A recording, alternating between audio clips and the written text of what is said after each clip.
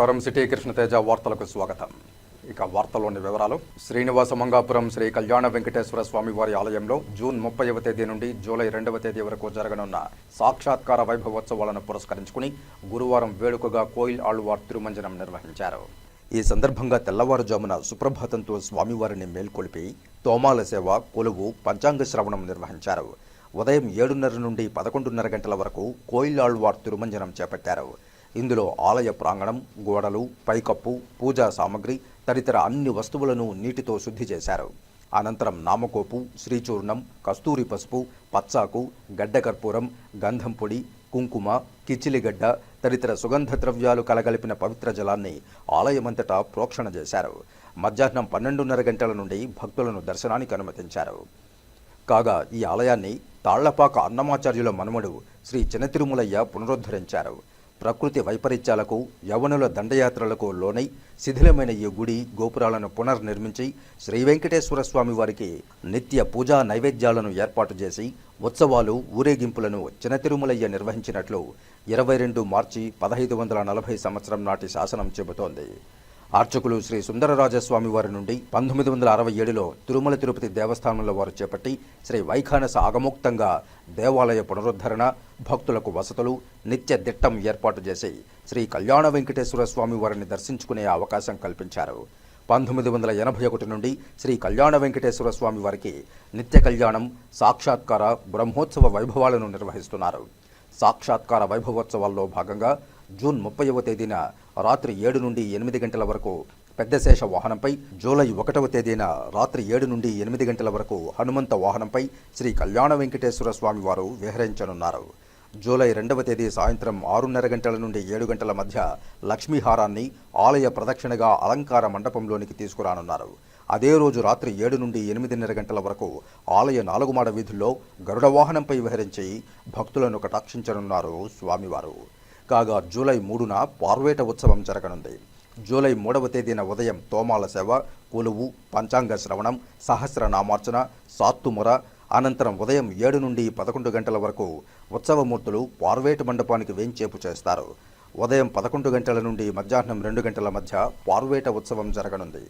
ఈ సందర్భంగా ఆస్థానం, వైదిక, సాంస్కృతిక కార్యక్రమాలను నిర్వహించనున్నారు.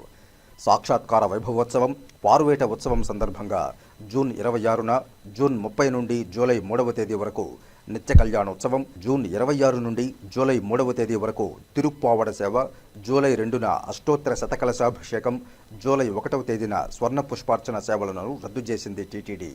ఈ కార్యక్రమంలో ఆలయ special grade deputy EO Varalakshmi, superintendent Ramesh, temple inspector Munisekhar, ఆర్జితం ఇన్స్పెక్టర్ ధనశేఖర్, అర్చకులు తదితరులు పాల్గొన్నారు. నమో వెంకటేశాయ. శ్రీనివాస మంగాపురంలో కళ్యాణ వెంకటేశ్వర స్వామి వారికి ప్రతి సంవత్సరం జరిగేటటువంటి సాక్షాత్కార వైభవోత్సవాలను పురస్కరించుకొని ఈరోజు కోయిల్ ఆళ్వార్ తిరుమంజన సేవ చేయడం జరుగుతుంది.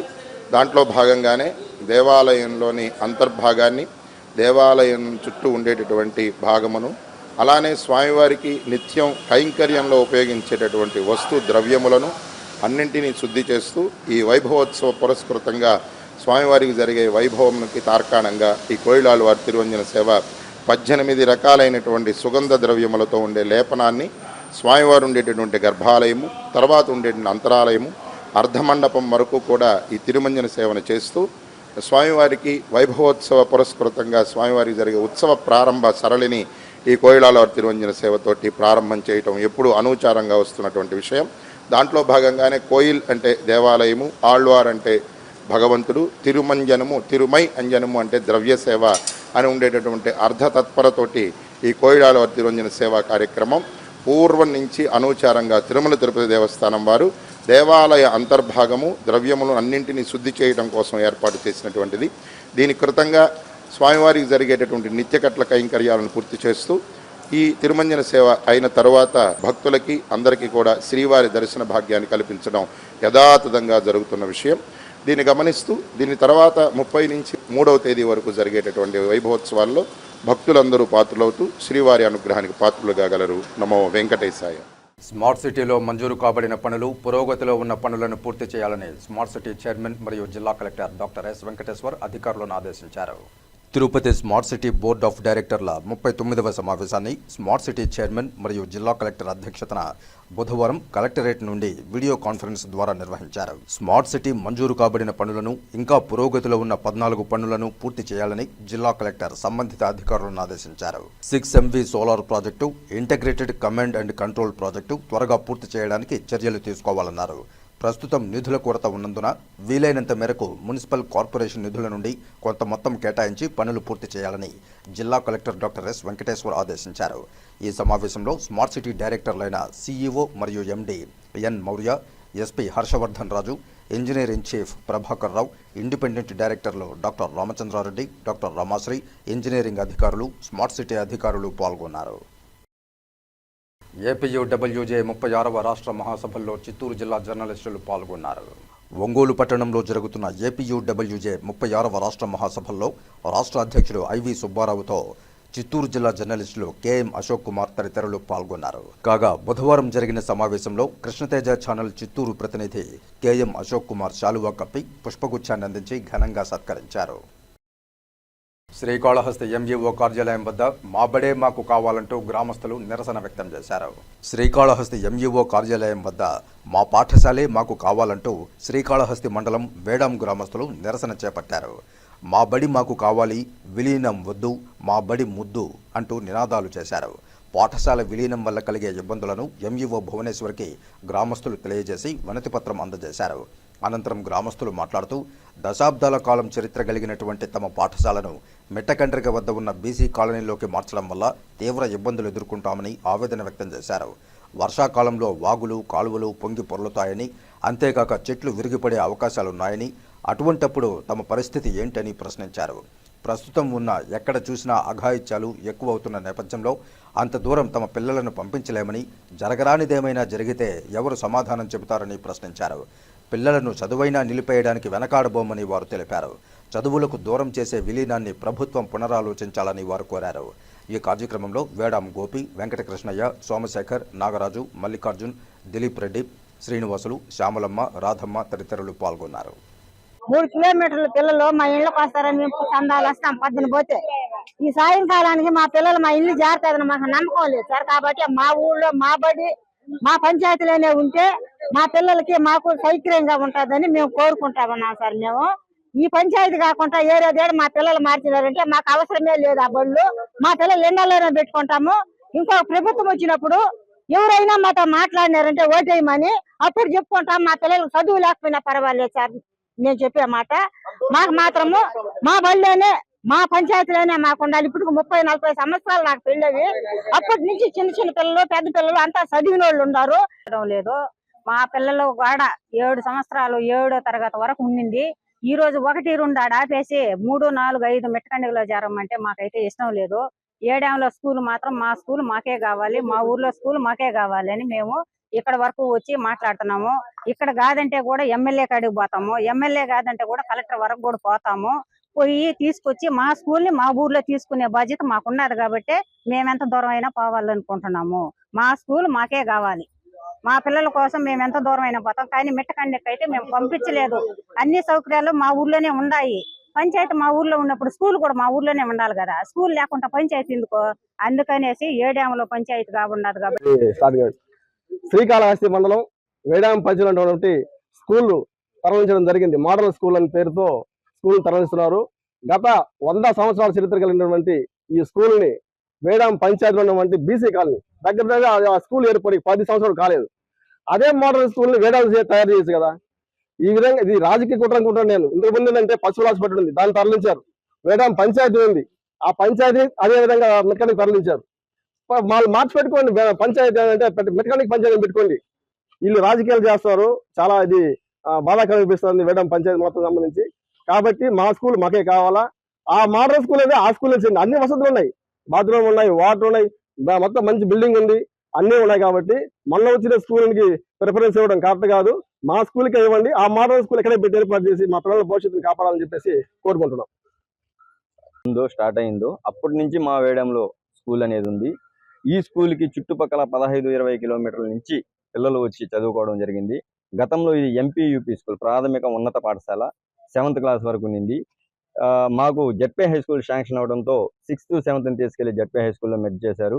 ఇప్పుడు 1 నుంచి 5 తరగతుల వరకు స్కూల్ జరుగుతూ ఉంది. మా స్కూల్లో 10ల సంఖ్యలో చిల్డ్రన్స్ చదువుకుంటున్నారు.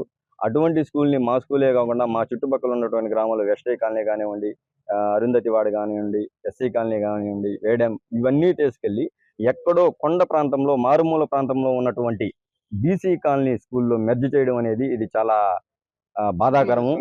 అక్కడికి పిల్లలు వెళ్ళాలంటే వెళ్ళలేరు. వర్షాకాలం కావచ్చు, వంకలు పొంగుతాయి, వాగులు పొంగుతాయి, చెరువులు పొంగుతాయి. ప్లస్ మా ఊరు ఏంటంటే మెయిన్ రోడ్లో ఉంది. మెయిన్ రోడ్డు ఇటు తిరుపతికి వెళ్ళడానికి వాహనాలు వస్తుంటాయి, పిచ్చాటూరు వెళ్ళడానికి వాహనాలు వస్తుంటాయి, చెన్నై రూట్లో వెళ్ళే వాహనాలు అటు వస్తుంటాయి. ఇటువంటి టైంలో ఇక్కడి నుంచి పిల్లలు చిన్న పిల్లలు అక్కడికి వెళ్ళాలంటే చాలా ఇబ్బందికరం. యాక్సిడెంట్లు ఎక్కువ జరుగుతుంటాయి. కాబట్టి దీన్ని మేము అందరం వ్యతిరేకిస్తున్నాము. మా స్కూల్ మా ఊర్లోనే ఉండాలనేది మా తాలూకా ఉద్దేశము. 100 సంవత్సరాల పైబడిన చరిత్ర కలిగినటువంటి స్కూల్ని ఈ రోజు తీసేసి మొన్న ఇప్పుడు కాసేపు ప్రకటనలు. చదలవాడ దంత వైద్య కళాశాల మరియు సూపర్ స్పెషాలిటీ ఆసుపత్రిలో అత్యాధునిక దంత వైద్య సేవలు అందుబాటులోనికి తెచ్చారు. అన్ని దంత సమస్యలకు ఒకే చోట పరిష్కారం. అన్ని రకాల వైద్య సేవలు అందుబాటులో ఉన్న ప్రాంగణం చదలవాడ దంత వైద్యశాల. అనుభవజ్ఞులైన వైద్యులచే అందమైన చిరునవ్వు కోసం ఆధునిక దంత వైద్యం. పిప్పి పళ్లకు, రూట్ కెనాల్, చిగురువాపు వ్యాధులకు అత్యాధునిక చికిత్స. ఎత్తుపళ్ళు, వంకర పళ్ళు, రంగుమారిన పళ్లకు ప్రత్యేకమైన వైద్య బృందంచే చికిత్స. అంతేకాకుండా చదలవాడ విద్యా సంస్థల్లో రాయలసీమలోనే ఆర్కిటెక్చర్ కోసం మొట్టమొదటి private college Chadalavada Aruna school of architecture. అత్యుత్తమ ఇన్ఫ్రాస్ట్రక్చర్ కలిగి సమర్థవంతమైన టీచింగ్ స్టాఫ్తో విద్యార్థులకు ప్రాక్టికల్స్తో కూడిన విద్యాబోధన చదలవాడ అరుణ స్కూల్ ఆఫ్ ఆర్కిటెక్చర్లో. సంప్రదించండి.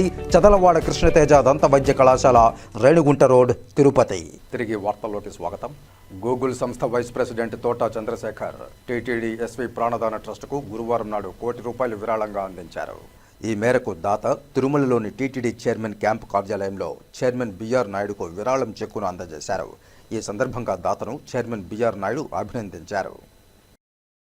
భారతీయ జనతా పార్టీ సీనియర్ నాయకులు ఎంఆర్ రాజా 78వ జయంతి వేడుకలను ఆ పార్టీ నాయకులు తిరుపతిలో ఘనంగా నిర్వహించారు. అందులో భాగంగా తిరుపతి శ్రీ గోవిందరాజస్వామి వారి ఆలయ దక్షిణ మడ వీధిలో ఎంఆర్ రాజా చిత్రపటానికి పూలమాలలు వేసి ఘనంగా నివాళులర్పించారు.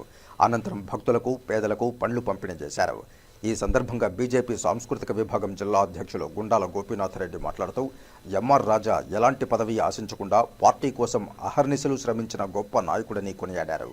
ఈ కార్యక్రమంలో బీజేపీ జిల్లా సాంస్కృతిక విభాగం అధ్యక్షులు గుండాల గోపీనాథ్ రెడ్డి, బీజేపీ సీనియర్ నాయకులు సుబ్రహ్మణ్యం యాదవ్, బీజేపీ సెంట్రల్ మండల అధ్యక్షులు దీపక్ యాదవ్, బీజేపీ తూర్పు మండల ప్రధాన కార్యదర్శి తొండమనాటి సుబ్రహ్మణ్యం రెడ్డి, బీజేపీ యువమోర్చా నాయకులు రాజశేఖర్ రెడ్డి, బీజేపీ నాయకులు బంకు చంద్రారెడ్డి, కరణ్ నాగేంద్ర శర్మ తదితరులు పాల్గొన్నారు. ఇవాళ భారతీయ జనతా పార్టీ సీనియర్ నాయకులు తిరుపతి జిల్లా అగ్రనాయకులైనటువంటి ఎంఆర్ రాజా గారి 78వ జయంతి సందర్భంగా ఇవాళ మనము పార్టీ తరఫున పంపడం జరిగింది. అదేవిధంగా ఆయన చాలా మౌనమైన వ్యక్తి.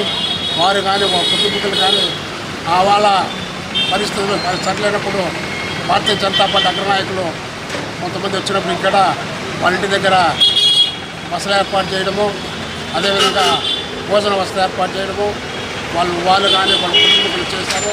అదేవిధంగా చిన్న నాయకులు వచ్చినట్లయితే వాళ్ళకి ఇక్కడ చిన్న హోటల్ నడుపుతున్నారు. ఆ హోటల్లో పోయి తినేటువంటి వాళ్ళు.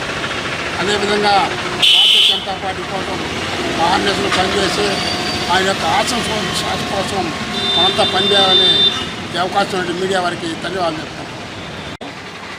భారతీయ జనతా పార్టీ సీనియర్ నాయకులు ఎంఆర్ రాజా గారి 78వ జయంతి సందర్భంగా స్థానిక గోవిందరాజస్వామి మాడా వీధిలో ఆయన చిత్రపటానికి పుష్పాంజలి ఘటించి ఘన నివాళి అర్పించాము. భారతీయ జనతా పార్టీలో తిరుపతిలో సీనియర్ నాయకులు ఎంఆర్ రాజా గారు. నేను 2014లో పార్టీలో చేరినప్పుడు మాకంతా తగిన సూచనలు ఇస్తూ పార్టీ అభివృద్ధికి ఆయన ఎంతో కృషి చేశారు. ఆయన అడుగుజాడల్లో మేమంతా నడుచుకుని పార్టీ అభివృద్ధికి మేము కృషి చేస్తున్నాము. రైల్వే బోర్డు మెంబర్ కూడా ఉన్నారు చేసిన వ్యక్తి మన ఎంఆర్ రాజా గారు. అలాంటి మంచి మనిషి మన మధ్య లేకపోవడం, ఈరోజు ఆయన జయంతి జరుపుకుని ఆయనకు ఘన నివాళి భారతీయ జనతా పార్టీ తరఫున ఇస్తున్నాం. ఈ వార్తలు ఇంతటితో సమాప్తం. రాత్రి 8:30 ప్రసారమయ్యే సిటీ కృష్ణతేజ వార్తల్లో సమగ్ర సమాచారంతో మళ్ళీ కలుసుకుందాం. అంతవరకు సెలవు. నమస్కారం.